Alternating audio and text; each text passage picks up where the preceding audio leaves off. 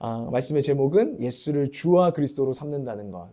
그러니까 우리가 예수님을 오늘 말씀처럼 주와 그리스도로 고백하는 곳이 교회인데, 그 교회인데 그것이 진짜 도대체 우리의 삶에 실제적으로 정말 여러분의 영혼과 여러분의 생각과 여러분의 자존감과 모든 것에 어떤 이제 영향을 미치는가, 이것에 대해서, 그 진리에 대해서 우리는 오늘 좀 나누기를 원해요. 먼저 오늘 말씀의 내용을 좀 정리하면 33절부터 36절까지는 베드로는 이제 부활하신 예수님께서 하나님 우편에 앉아 계시다, 하나님 우편의 보좌에 앉아 계시다라는 증언을 하는 거예요. 그 다윗의 예언을 풀어주면서 모든 원수들이 굴복할 때까지 예수님께서, 지금 하나님께서 그분을 높이셔서 그분은 하나님이시고 그분은 구원자시고 우리의 주와 그리스도가 되셨음을 이렇게 증거했어요. 그렇게 증거를 하고 나니까 이 베드로가 이렇게 말하거든요. 너희들이 못 박은 이 예수를 주와 그리스도로 삼았다고 이렇게 말하거든요. 이 말을 들은 사람들이 그 예수님을 자기들이 못 박았음을, 주님과 그리스도를 인정하지 않았음을 깨닫고 나서 이렇게 말하죠. 마음이 찔려가지고 이제 우리가 어떻게 해야 하겠습니까? 어떤 가책을 느끼고 마음의 찔림을 느끼고서 옛날에 개혁개정 말이 좀 더 와닿긴 해요. 우리가 어이할 거가 있어야 돼요. 어이할 거 이렇게 하는 겁니다. 그러니까 베드로가 그때에 이제 복음을 전하는 겁니다. 어떤 복음이었냐면 예수 그리스도의 이름으로 회개하십시오. 회개가 뭐죠? 돌아오십시오. 회개하십시오. 라는 메시지를 이렇게 하면서 회개하여서 세례를 받고 죄사함도 받고 그리고 성령의 선물을 받으십시오 하면서, 그래서 삐뚤어진 세대에서 구원을 받으십시오 이렇게 권했다는 거예요. 그런데 그 결과가 나빴습니까? 좋았습니까? 좋았어요.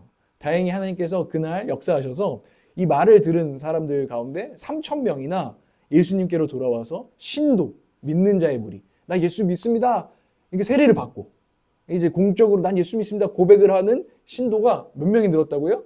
3,000명이 더했더라. 이 우리가 본문을 이렇게 오늘 보는 것입니다. 이 본문에서 아까도 처음 제목처럼 핵심은 예수님은 교회의 주님과 그리스도가 되신다는 거예요. 이 올락처치든 어떤 교회든 예수님은 우리의 주와 그리스도가 되십니다. 근데 이게 너무나 당연한 말이라 우리는 알고 있어요. 그래서 맨날 주여 주여 하고 주님 주님 하고 우리가 막 찬양해도 계속 주님 뭐 어쩌고저쩌고 이 찬양 가사에 다 나오고 있잖아요. 우리가 그분을 주님으로, 우리 인생의 주님이라는 거 모르는 사람 여러분 가운데 없을 것이고, 또 그것을 나름대로 인정한다고 여러분들은 고백할 것입니다.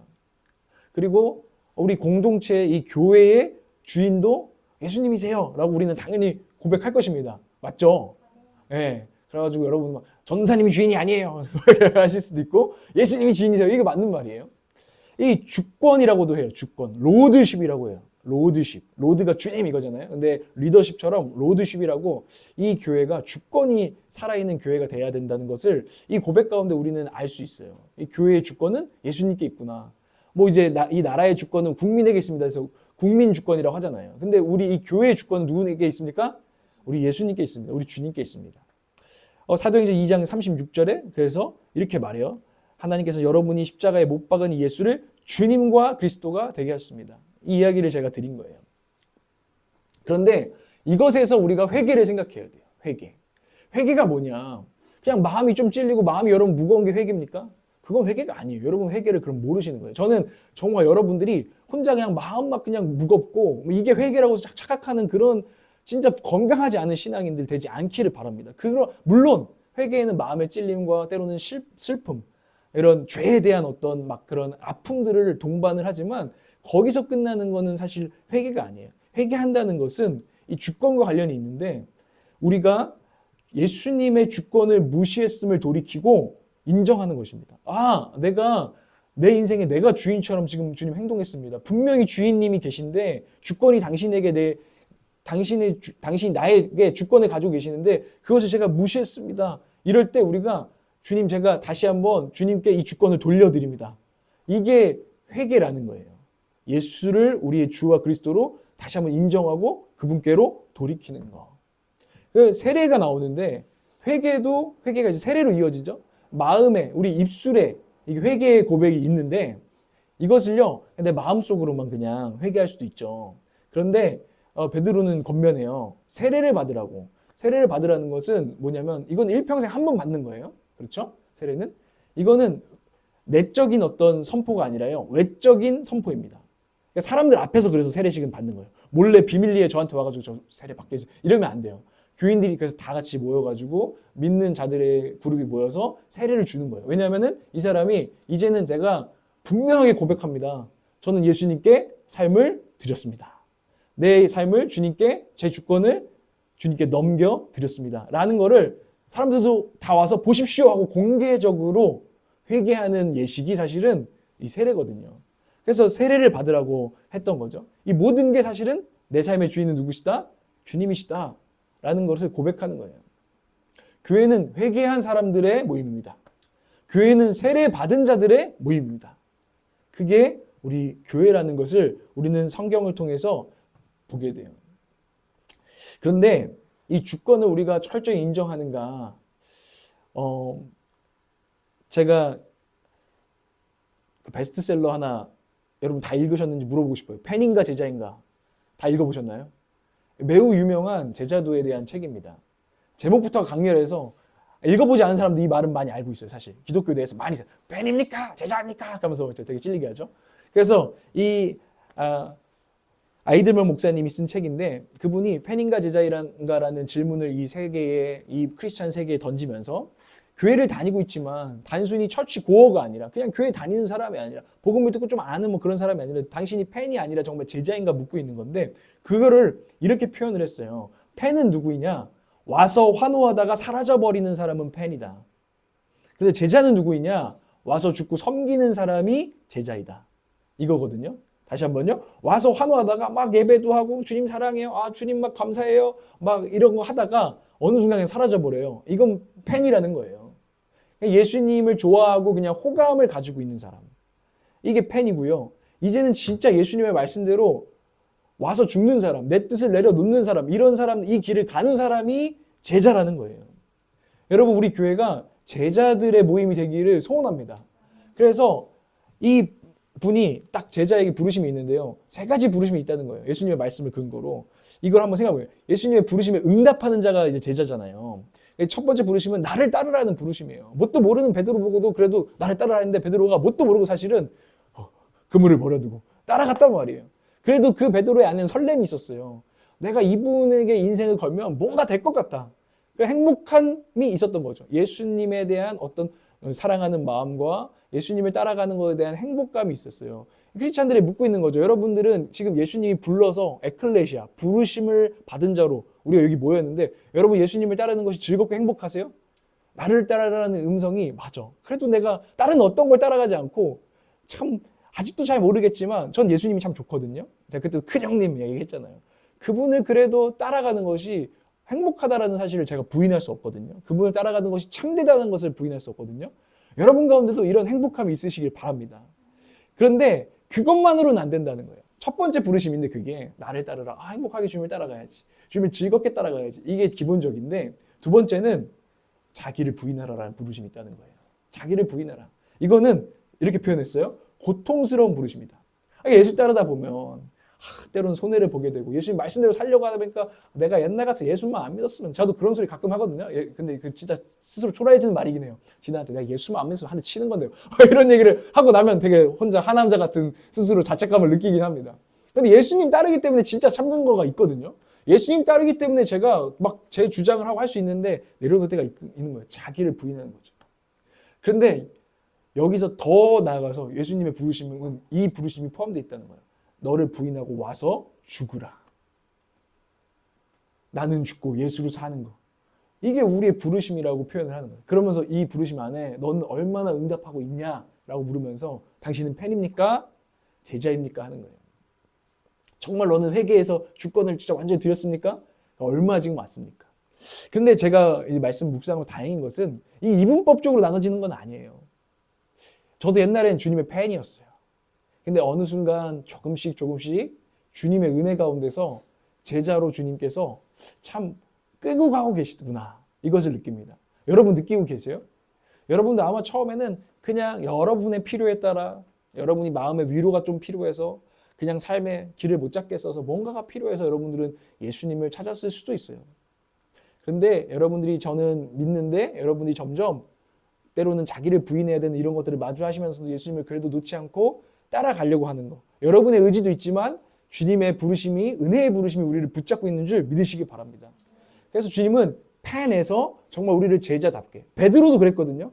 베드로도 십자가에서 예수님이 십자가를 딱 지기 전에 베드로가 예수님이 너는 날 누구로 하냐 하니까 베드로가 주님은 그리스도십니다 하고 딱 멋지게 하니까 잘했다 이렇게 칭찬해 주시잖아요. 예수님 수준이 잘 안 되는 거 알면서도 주님은 또 칭찬해 주시던 칭찬해 주시더라고요. 칭찬을 해 주시고 나서 베드로는 그 고백대로 살았나요? 주님 결코 제가 주님을 버리지 않을 것입니다. 주님이 제 주인인 것을 부인하지 않을 것입니다 했는데 십자가 할 때 도망갔어요. 넘어졌어요. 펜에 불과했어요. 와서 환호하다가 사라져버리는 사람이 되었어요. 그러나 주님께서 그 베드로의 인생에 다시 찾아오셔서 다시 불러내심으로 그는 나중에 주님을 결코 부인하지 않는, 결국 진짜 와서 죽은 진짜 수제자가 되었습니다. 그 역사가 저와 여러분 가운데도, 인생 가운데도 일어나게 될 줄을 믿습니다. 그 소망 가운데에 주님을, 때로는 주님 우리가 부인할 때가 있지만 쫓아가는 사람들이 저와 여러분인 줄 믿습니다. 그러나 오늘 바라는 것은 오늘 그 은혜의 부르심 앞에 다시 한번 주님께로 돌이키고 주님을 따라가는 것입니다. 아멘이십니까? 그런 공동체. 근데 그렇게 이끌어 가시는 게 또 성령님이시기도 해요. 우리가 오늘 아침에 처음 시작할 때 드리는 기도한 것처럼 성령님 우리 초청하고 환영합니다. 우리를 그렇게 제자의 길로 인도해 주세요. 제자의 길을 걸을 힘이 없을 때 하나님 그 힘을 주시옵소서. 이게 우리의 지금 기도인 거잖아요. 성령님께서는 우리의 회개 여정을 이끌어 가세요. 여러분들도 얼마나 여정을 이끌어 가시는지 하나님만 아시겠죠, 그죠? 여러분들은 자기가 옛날에 완전 진짜 죽다 살아났다 이런 고백도 하는 형제들도 있잖아요. 이제 그렇게 회심해서 지금 여정을 가고 있는 거예요. 성령님이 이끄시는 여정. 여러 사람도 보내주시고 인생의 사건들도 일으키시면서. 그러면서 정말 주권이 회복되는 여정이고 회개하는 여정이에요. 우리 크리스찬의 삶은요, 회개가 뭔지 착각하면 안 돼요. 내가 옛날에 예수 믿기로 결정한 그날 구원파는 그거를 강조하잖아요. 그날 회개하고 다 끝났다고 얘기해요. 회개가. 근데 그렇지 않아요. 우리의 평생이 주님께로 주권을 돌리는 회개의 여정이에요. 우리가 그동안은 너무 주님 말을 안 듣고 사셨거든요. 그래서 여러분들이 사실은 어떻게 보면 주님 요만큼 따르는 게 쉬운 일이야. 어떤 수준에서 보면. 근데 여러분들은 그동안 너무 그렇게 안 사셨어. 주권을 인정 안 하면서 내가 주인된 삶으로 너무나 오래 그 죄성을 가지고 사셨어요. 본질상 진노의 자녀, 본질상 불순종의 자녀들이라고 성경이 말하는 것처럼 저와 여러분이 그렇거든요. 그래서 너무 힘든 거예요. 거역이 일어나. 주님 말씀을 너무나 잘 알고 있어. 머리로는 알고 있는데 자꾸 거역이 일어나는 거. 이거 지금 회개로 가는 여정을 우리 안에서 정말 시작했다고요. 그러니까 하나님 나라가 딴 게 아니잖아요. 주님의 주권을 내가 인정하는 거예요. 인정을 안 하니까 평안이 없고 인정을 안 하니까 우리가 기쁨이 없는 건데 결국 이 회개의 여정은 주권을 회복하는 여정이고 하나님 나라가 저와 여러분의 10년 가운데 임하는 여정인 거예요. 이게 회개의 여정. 여러분 기쁘게 이 회개의 여정을 걸으시기 바랍니다. 또 회개하라고? 오늘 말씀에 회개하십시오 들으니까 나 옛날에 회개했는데 또 하라고 이러면 안 되고 이해해야 되는 거예요. 평생이 우리 그리스도인의 삶은 평생 삶 전체가 회개하는 삶이구나. 우리가 이것을 이해해야 됩니다. 근데 제가 아까도 말씀드린 것처럼 우리의 본질을 깨달아야 돼요. 이게 왜 이렇게 힘들지? 당연한 거예요. 말씀드렸듯이 아까 본질상 우리는 불순종의 자녀, 진노의 자녀였기 때문에 에베소서 2장 1절에서 3절이 그것을 증거하거든요. 그거를 제가 두 글자로 표현하면 여러분들은 주님의 원수였다는 거예요. 저도 마찬가지로. 이제는 그래도 주님 예수님이 예쁘게 봐주시는 거죠. 이거 이 왼수야. 근데 예수님이 원수지만 구원하셔놓고 이제는 사랑하는 자녀로 그분의 십자가 안에서 봐주시면서 우리를 끌어가시는 거죠. 근데 우리는 주님 원래 원수였어요. 사도행전 2장 36절에서 37절 말씀 한번 읽어보도록 하겠습니다. 시작. 그러므로 이스라엘 온 집안은 확실히 알아주십시오. 하나님께서는 여러분이 십자가에 못 박은 이 예수를 주님과 그리스도가 되게 하셨습니다. 사람들이 이 말을 듣고 마음이 찔려서 형제들이여 우리가 어떻게 하면 좋겠습니까? 하고 베드로와 다른 사도들에게 말하였다. 말씀을 한번 보세요. 이 사람들이 모여서 베드로의 설교를 듣는데 베드로가 이렇게 말합니다. 여러분이 십자가에 못 박은 이 예수를 여러분이 못 박았대요. 근데 사실은 여기 모여 있는 모든 사람이 뭐 예수님을 직접적으로 막 뒤에서 그 제사장들처럼 모함을 하고 이런 게 아니잖아요. 근데 이 사람들이 마음에 찔렸단 말이에요. 예수를 너가 못 박았다는 그 말이 이들의 마음에 찔림을 줬다고요. 이 사람들이 만약에 내가 언제 예수를 못 박았습니까? 그거 작당 모임한 사람은 따로 있지 않습니까?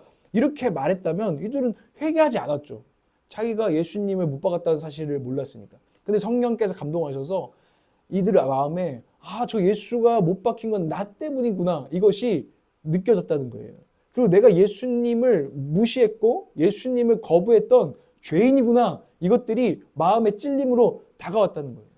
우리 그리스도인 안에는 이 마음이 있어야 합니다. 내가 예수님의 주권을 그동안 무시했고 또 내가 예수를 지금 믿고 따라가고 있지만 내가 주님의 주권을 계속 무시하고 있구나. 이때 마음이 찔려서 어떻게 해야겠습니까? 하는 마음이 우리 가운데 회복돼야 된다는 것입니다. 여러분 그런 마음이 있습니까? 나 예수님을 내가 언제 예수님의 주권을 내가 무시했어? 내가 언제 원수처럼. 예수님의 주권을 무시하는 게 원수 아니에요. 예수님을 거부하고 거역하는 거잖아요. 근데 내가 언제 그랬어? 근데 우리 안에 잘 살피면서 내가 지금 주님의 주권을 무시하는 원수 짓을 하고 있구나 라는 것을 우리가 깨달아야 한다는 거예요. 여러분 요즘 그런 시간들 있으셨습니까? 내가 예수님의 주권을, 예수님의 내 삶의 주인이라는 것을 언제 무시했을까? 오늘 한번 생각해 봐야 되는 거예요. 그때야 우리는 진짜 돌이킬 준비가 되는 거죠. 내가 언제 예수를 못 받았다. 난 아니야 한다면 우리는 회개할 필요가 별로 없을 것입니다. 근데요, 주님이 가만 안 내비두시는 것 같아요. 저도 예수님 잘 믿고 제가 좀 높아지잖아요. 진짜 난 진짜 잘 믿는 것 같아. 나처럼 이렇게 예수님께 예쁜 짓 하는 사람 없는 것 같아 하잖아요. 꼭 그런 날 제가 스스로에게 아주 실망스러운 짓을 하더라고요. 주님이 주님 되시지 않는 짓을 제가 해서 그냥 깨달아요. 나 주님의 원수 맞구나. 제가 이런 일을 이 회개 여정 가운데 참 많이 겪어서 계속 주님께 돌이켜야 된다는 것을 알게 하세요. 진짜 제가 막 다른 사람들한테 요즘 애들은 왜 이렇게 그냥 입으로만 주여 주여 하는 거야. 저들은 나중에 주님과 상관없을 거야. 이런 막 마음이 들 때가 있어요. 제가 어제도 설교로 가는데 막 속에 막 그런 마음이 드는 거예요. 요즘 친구들은 신실하지 못해. 애들이 아주 그냥 약속도 안 지키고 주님 살아계신 주님 믿는 거 맞아? 혼자 막 이런 마음이 있는데 제가 이 메시지를 그렇게 전하는 게 맞나? 생각하니까 이번 주에 제가 하나님의 주권을 무시했던 일들이 막 떠오르는 거예요. 그러면서 내가 그런 마음으로는 말씀을 전하면 안 되겠다. 주님 정말 겸손한 마음으로 함께 회개할 수 있도록 돕는 자가 될 수 있도록 주님 제 마음에 찔림을 주십시오. 그러니까 막 찔리는 일들이 진짜 실제로 있었어요. 여러분 주님이 내버려 두지 않을 것입니다. 여러분 인생 가운데 넘어지는 일들 때때로 내가 진짜 주님의 원수였구나 라는 것들을 알게 하는 순간들을 주님께서는 주실 것입니다. 그럴 때마다 다시 한번 마음을 주님께로 주님의 주권 여기 있습니다. 돌려드리는 우리가 되어야 된다는 것입니다. 사도행전 2장 40절을 한번 읽어볼까요? 사도행전 2장 40절 시작. 베드로는 이 밖에도 많은 말로 주문하고 비뚤어진 세대에서 구원을 받으라고 그들에게 권하였다. 잘 안 보이네요. 네, 비뚤어진 세대에서 구원을 받으라. 이게 중요하거든요. 비뚤어진 세대. 개역개정에서는 패역한 세대. 패역하다라는 것은 사실 페류나랑 비슷한 거예요. 부모를 거역하는 애들 있잖아요. 막 네가 왜 내 부모야? 왜 날 낳아서 내가 이렇게 고생시켰어? 하면서 말 안 들어 막 집 나가고 이게 패역한 거예요. 근데 모든 사람들이 그랬다는 거예요. 하나님 아버지께 그런 패역한 세대였고 비뚤어진 세대였고 아버지의 권위, 주님의 권위를 인정하지 않는 게 우리였고 우리 죄인들이었다라는 거예요. 그들이 그것을 인정했다는 거예요. 베드로가 패역한 세대에서 돌이켜서 구원받으십시오 하니까 맞아. 내가 그동안 예수 그리스도를 내 인생에 정말 주님으로 받지 못하고 있었구나 하면서 회개했다는 거죠. 이게 지금 오늘 3,000명의 회개한 자들 뿐만 아니라 우리의 회개가 되어야 되는 줄을 믿으시길 바랍니다. 우리는 죄인이었습니다. 우리는 원수였습니다. 정말 나는 늘 그냥 거기에 머무는 사람은 아직 회개를 뭔지 모르는, 경험하지 못한 사람일 수도 있겠다 생각을 했어요. 내가 주님의 원수였구나. 이 생각을 한 번도 안 해본 사람이 혹시 있다면 여러분은 아직 회심이라는 걸 아직 잘 모릅니다. 내가 주님을 얼마나 거역하였는지 그걸 여러분 깊게 모르면 회심이라는 것들을 여러분 잘 모르고 나는 하나님의 자녀야. 이런 거만 너무 빨리 가버린 거죠. 그런데 그렇지 않습니다. 우리는 자녀이기 전에 폐륜하였습니다. 이게 우리의 원래 정체성이었다. 근데 거기서 주님이 우리를 회개할 수 있도록 도우신 것입니다. 십자가로 우리를 부르신 것입니다. 여러분, 저도 착각을 많이 했어요. 저는 사실은 어릴 때부터 회심을 하고 나서는 제가 주님의 이 일과 주님의 나라에 굉장히 도움이 되는 인류 엘리트급 일꾼이다. 진짜 주님께서 용서하고 들으세요. 난 생각보다 좀 스마트한 것 같고, 그리고 성품도 괜찮은 것 같고, 사람들하고 뭐 이런 것들 지혜롭게 조율할 줄도 아는 것 같고 하니까 나는 교회에서도 일꾼이고 하나님 나라에서도 굉장히 하나님을 돕는 자라고만 제가 생각을 했는데, 제가 요즘은 이제 지나면서 하나님 저를 겸손케 하셔서 내가 하나님께 그렇게 도움이 되지 않는구나를 많이 깨닫게 하셨어요. 그리고 아까 말했듯이 내가 얼마나 하나님의 원수인지를 지금도 하나님이 깨닫게 하세요. 그게 나쁜 게 아니라 주님이 아까 말했죠. 아이고 웬수야 하면서 내가 주님 말을 얼마나 잘 모르는, 주님의 뜻도 잘 모르고 주님의 뜻과 반대로 자꾸 살고 있는지를 제가 보게 됐다는 거예요. 여러분, 착각하면 안 돼요. 우리는 생각보다 주님의 말을 잘 안 들어요. 지금도 여전히. 그러나 그럴 때마다 제가 했던 거는, 제가 주님께 막 교만해져서 내가 주님을 돕는 자야 막 이것만 생각했을 때는, 착각이 올라왔을 때는 항상 이렇게 회개했던 것 같아요. 회개가 아니죠. 주님께로 돌아가는 게 아니라 내가 뭔가 좀 잘못한 게 실수를 해요. 아니면 내가 좀 못한 게 있어요. 뭐 설교를 죽 썼어요 하면 만회하려고 했어요. 만회. 내가 그럼 다음에 더 잘해서 더 돕는 자가 돼야지. 뭐 이런 식으로 만회하려고 했어요. 항상. 그런데 진짜 회개해야 된다는 걸 깨달아요. 회개. 이게 무슨 말인지 한번 좀 생각해 보도록 할게요. 우리가 회개한다는 건 끊임없이 십자가로 돌아가야 된다는 거예요. 끊임없이 십자가의 은혜로 돌아가야 된다는 거예요. 회개하여서 예수 믿었으면은 회개할 일이 없어야 되지 않나요? 이럴 수도 있잖아요. 회심 한 번 했으면 이제 예수 믿잖아. 그럼 똑바로 살아야지. 우리는 이렇게 생각해요. 그래서 회개할 일이 없도록 만들어야지. 무슨 얘기인지 알겠어요? 우리가 회개를 착각하면 그렇다고요. 내가 그동안 그 과거의 죄는 주님께서 이렇게 딱 이렇게 십자가에서 주님이 다 치르셨잖아요. 이제 앞으로 사는 거는, 그러니까 이제 기회 세컨 찬스 받았잖아요. 이제 기회 줬다. 잘 살아야지. 이러니까 우리가 자꾸 막 만회하려고 하면서 사는 거예요. 이제 주님이 나에게 두 번째 세컨 찬스를 주셨는데 내가 이렇게 살면 되겠어 하면서 내가 만회하려고 한다고요. 내가 더 잘하고, 내가 더 뭐 기도하고, 내가 더 뭐 와가지고 교회 섬기고 이걸로 만회를 하려고 하는데, 여러분 착각하면 안 돼요. 우리가 그런 또 원수짓 하는 거에 대한 만회를 우리가 주님께 갚아드릴 수 없습니다. 그리고 주님께서 십자가에서 과거의 죄뿐만 아니라 모든 죄의 값을 치르셨다고 말씀하세요. 그래서 회개하는 것은 내가 어떻게 다시 한번 내 의를 쌓아가지고, 주님 제가 실수했으니까 제가 이만큼 다시 만회해가지고 하나님 여기 있습니다. 이만큼이면 제가 그동안 했던 거 오케이 해주시는 거죠? 이것이 아니라 다시 한번 십자가 앞으로 나와서 주님이 다 치르셨구나. 내가 만회할 수 있는 것이 아니라 주님이 해결하셨구나. 그 은혜 앞으로 돌아오는 것이 회개예요. 근데 우리는 자꾸 죄성이 있어서 뭔가 실수를 하잖아요. 죄책감이 들잖아요. 그럼 내가 뭘 만회를 해가지고 하려고요. 그럼 만회를 했다고 자기가 여기면 어떻게 될까요? 제가 만약에 뭐 이번 주에 막 게을러 터져가지고 제가 막 설교도 제일 준비 안 하다가 아니야 정신 똑바로 차리고 회개해야지. 이게 회개를 제가 이렇게 깨닫고 회개해야지. 좋았어, 정신 차려. 막 밤새 막 설교 준비하고, 그래 막 내가 그동안 설교 이틀 준비 막 내가 좀 놀았으니까 막 더 열심히 막 말씀 준비를 하고 막 입에다 설교를 막 붙여서 와요. 그리고 막 제가 혼자 그러고 나서 오늘 설교 잘했네, 만회했네, 이렇게 하잖아요. 그럼 우리는 끝없이 교만해져요.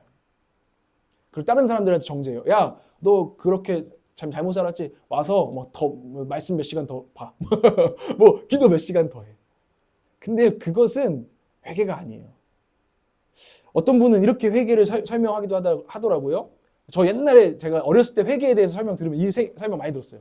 회개는 여러분들 이렇게 하고 있었죠? 180도 돌이켜가지고 그렇게 살아내는 것입니다. 그게 회개입니다. 회개 막 이런 목사님들 이런 거 막 이게 회개예요. 이게 회개예요. 이런 걸로 막 설명을 하는 거예요. 근데 여러분 해보세요. 내가 그렇게 안 살려고 했는데 180도 그럼 달라져야 되는데 그런 신앙인을 전 본 적이 없습니다. 계속해서 사실은 은혜가 아니면 자꾸 죄를 짓고 자꾸 실수를 하고 자꾸 넘어지는 게 사람이에요. 회개는 우리가 뭘 하는 게 아니에요. 우리 마음을 돌이킨다는 건 있지만 그 회개에서 우리가 구원을 얻고 우리가 다시 힘을 얻고 용서를 받는 것은 예수님께서 십자가에서 모든 것을 이루셨다는 그 은혜가 우리를 구원하는 것입니다. 그 은혜가 우리를 일으키는 것이에요. 내가 만회한 어떤 것이 우리를 일으키는 것이 아니에요. 제가 그래서 기도하는 거예요. 제가 이걸 좀 잘 설명해 드릴 수 있었으면 좋겠는데 그냥 책을 여러분한테 설명 하나 사드리고 싶어요. 그거 읽으면 좋겠어. 내가 설명 못하겠어가지고. 그래서 여러분들이 진짜 회개가 뭔가. 회개는 사실 축복이거든요. 회개할 수 없었던, 사실 잘못을 하고 잘못된 인생을 돌이키려 해도 내가 어디로 돌아가야 될지 몰랐던 그 인생들이 주님께로 돌아가면 되는구나. 거기 가면 주님이 다시 용납이 있고 용서가 있고 다시 한번 우리의 삶을 일으키는 힘을 주시는 성령의 선물이 있구나. 이 길을 알게 되고 회개할 수 있게 된 거, 이게 축복이거든요. 근데 이제 회개하라 그러면 점점 그래, 회개해야지. 180도 돌이켜야지. 근데 또 넘어지면 나 회개한 거 아니었나? 이제는 살다 보니까 눈물도 안 나네. 눈물을 많이 흘리면 회개 좀 많이 한 것 같았는데 눈물도 안 나네. 그거는 회개에 대한 오해가 있는 거예요. 그래서 저 여러분이 우리 평생 회개하는 삶이라 했잖아요. 회개 잘하는 건강한 회개로 매일매일 회복을 경험하는, 은혜를 경험하는 정말 우리 교회가 되기를 원한다는 것입니다. 그래서 여러분, 우리가 주님의 원수였지만 주님은 이미 예수 그리스도 안에서 우리를 원수에서 친구로, 원수에서 우리를 신부로, 우리 때문이 아니라, 우리의 어떠함이 아니라 예수님이라는 렌즈로 우리를 그렇게 보신다고 약속하셨잖아요. 우리의 모든 죄값을 치르고 예수님이 행하신 모든 의로움을 너에게 전가시켜서 너도 그런 의로운 일을 한 것처럼, 예수님이 하셨어. 근데 예수님이 하신 의로움을 황고은이 한 것처럼 넌 의로운 자야. 예수님을 통해서 주님이 보신다고요. 그래서 이제는 원수였지만 원수가 아니라 지금 여전히 원수 짓을 하지만 주님은 예수 안에서 우리를 원수가 아니라 사랑하는 자녀고 신부로 보신다는 것을, 그 은혜를 여러분 깊이 새기시기 바라요. 그 은혜 앞에 서는 게 회개예요. 또 죄졌네. 근데 그 은혜가 있구나. 여기로 돌아와서 그 은혜를 근데도 은혜가 있네? 이러면 사람이 더 교만해질 것 같아요. 누군 걱정해요. 그럼 맨날 죄 짓고서 또 그냥 은혜. 그렇게 하면은 사람이 언제 변하겠어? 우리는 아마 이렇게 생각해요. 근데 진짜 십자가의 은혜 앞에 우리가 계속 서게 될 때 주님이 우리를 변화시키신다고 약속하셨어요. 우리가 이것을 믿는 믿음으로 그냥 십자가 앞으로 계속 그 은혜 앞으로 돌아가는 것이 회개라는 거예요. 그래서 오늘 사도행전 2장 38절을 한번 보세요. 2장 38절 함께 읽겠습니다. 시작. 베드로가 대답하였다. 회개하십시오. 그리고 여러분 각 사람은 예수 그리스도의 이름으로 세례를 받고 죄 용서를 받으십시오. 그리하면 성령을 선물로 받을 것입니다. 아멘. 베드로가 이렇게 말하는 거예요. 그래서 회개하십시오.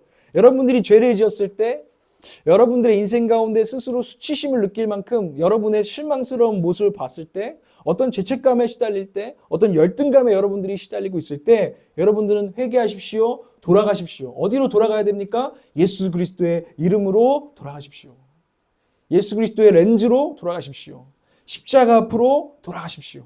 이게 복음의 메시지입니다. 그래서 딱 가면은 이제 주와 그리스도인 게 더 우리한테 절절하게 느껴져야 돼요.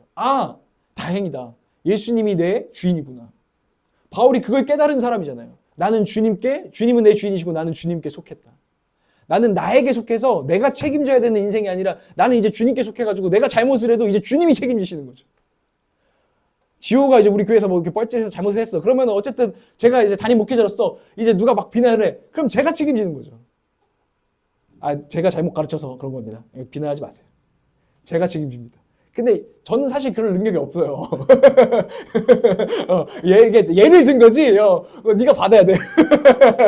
내가 그렇게 한다고 뭐 사라지거나 능력이 없어. 그런데 예수님은 제가 지호를 위해서 죽은 게 아니잖아요. 근데 예수님은 우리를 위해서 죽으시고 우리의 모든 것을, 과거, 현재와 미래 모든 여러분들의 죄와 실수를 위해서 죽으신 분이기 때문에 얘는 이제 내게 속했어. 얘 건들지 마. 라고 말할 수 있다는 것이 복음이에요. 그 안으로 들어오는 거예요.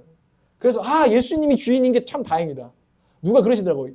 여러분, 나는 주님의 것입니다라는 표현이 얼마나 우리를 안전하게 하시는지 아십니까? 왜냐면 내가 부족한 사람이지만 나는 예수님 안에 속했기 때문에 나는 그분의 소유이기 때문에 나는 안전하구나. 이것을 믿을 수 있다는 거예요. 여러분 가운데도 그것이 여러분의 안정감의 근원이 되기를 원합니다.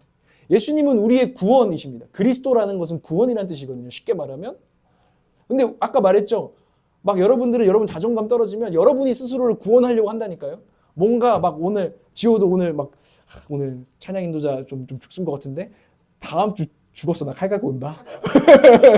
그리고 좀 잘한 것 같으면 오늘 막 좀 은혜 끼쳤네 막 하면서 막 으찔해지고 와 오늘 또 다음 주에 하면 이번 주에 내가 막 좀 기도를 좀 덜 해서 그런가 막 이러면서 또 막 처지고 아니에요.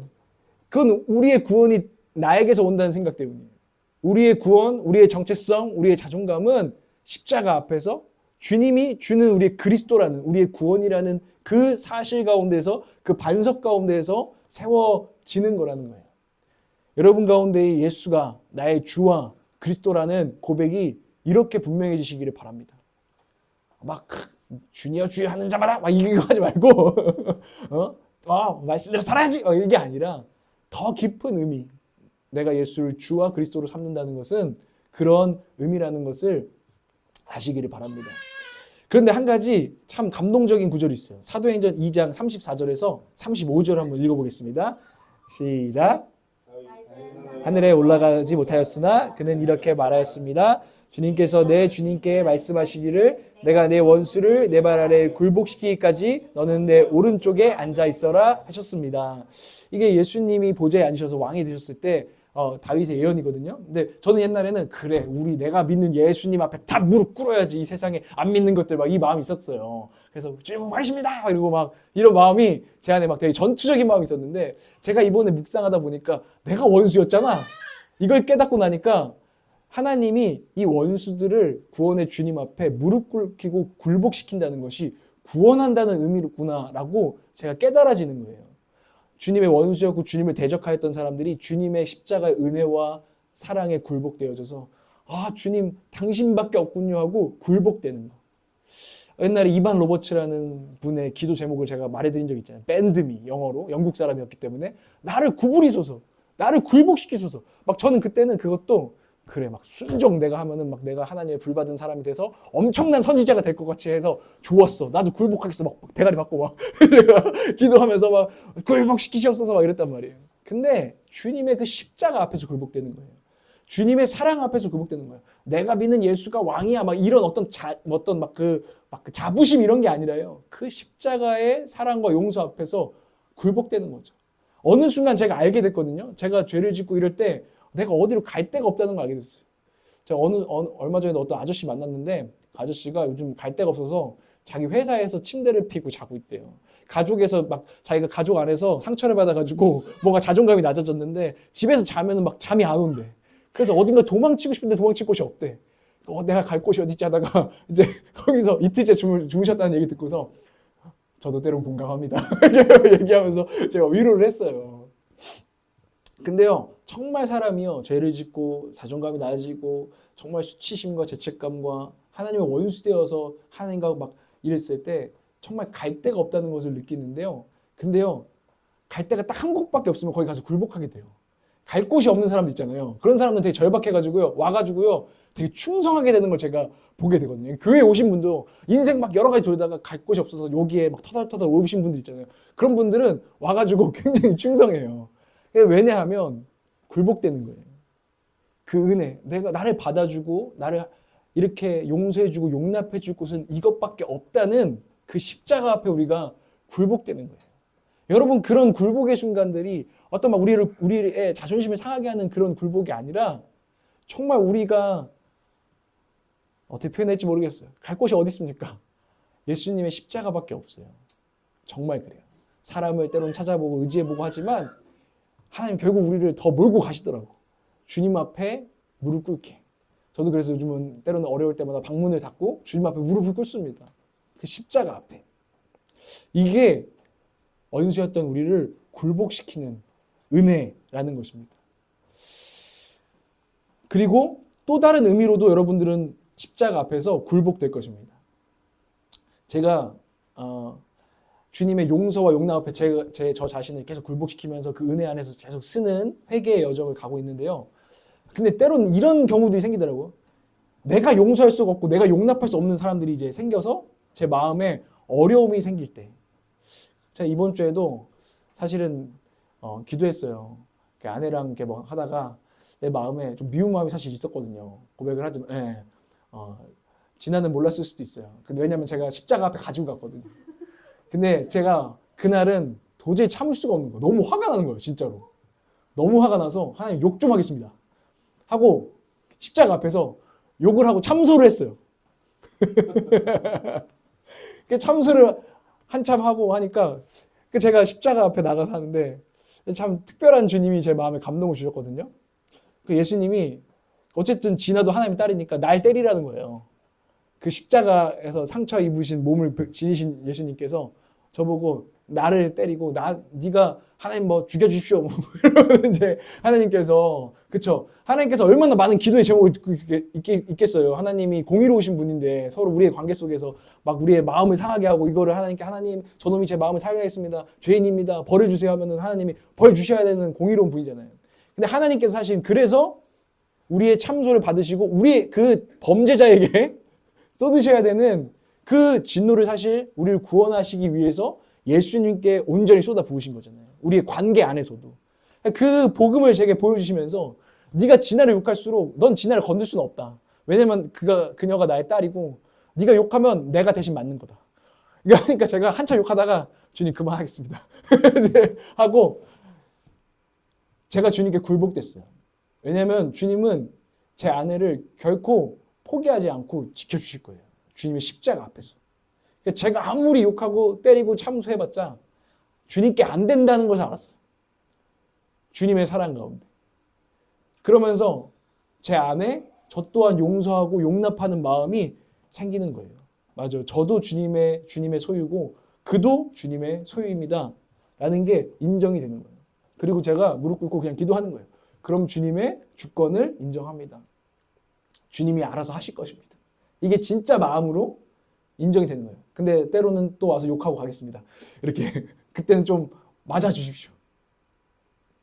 주님 기꺼이 맞아주시겠다 하거든요. 내가 그를 위해서 이미 찢기고 창에 찔리고 십자가에 못 박힌 난 그리스도다. 불경하게 들릴 수 있을까 봐 제가 조심스럽지만 제가 나누는 거예요. 근데 주님이 정말 그렇게 하신 거거든요. 그러고 나니까 제가 주권을 인정하고 모든 상황들, 사람들이 변하게 해달라고 기도하지 않기로 제가 작정을 했어요. 그리고 주님, 저를 그냥 컨트롤할 수 있게 도와주세요. 주님, 제가 기도할 때마다 주님, 제 마음이 주님의 주권을 인정하는 마음으로 변하고 그 안에서 제 감정, 제 판단, 제 생각이 변화되게 해달라고 기도하면서 제 안에 진짜 용서와 용납과 자유가 임하더라고요. 여러분 가운데도 그런 십자가 앞에서 굴복되는 시간들이 정말 여러분의 관계 가운데도 있으시기를 주님으로 축복합니다. 우리는 모두 하나님의 원수들인데 우리는 모두 주님의 십자가에 굴복된 원수들. 이게 하나님의 교회입니다. 이것이 오늘 이 말씀이 우리 가운데 증거하는 증거입니다. 여러분 말씀을 정리할 텐데요. 우리가 오늘 예수님을 주님과 그리스도로 인정한다는 거. 여러분 이 의미에 대해서 여러분 다시 한번 평생 깊이 알아가시길 바라겠고요. 우리는 앞으로 회개를 사랑하는 그런 교회가 되기를 원합니다. 왜냐하면 이제 회개를 우리가 오해하지 않기 때문입니다. 그래서 십자가 앞에 우리가 기쁠 때나 우리의 실망스러운 모습이 보일 때나 만회하러 주님과 멀어져가지고 지가 뭐 막 금은 보화를 모아오지 마시고 죄지면 만회하러 어디 가지 마시고 기쁘게 주님께 빨리 달려가서 주님의 은혜에 기대는 그 다시 일어나는 또 성장하는 저와 여러분 되기를 원합니다. 우리 가운데 이 고백이 분명해지기를 원합니다.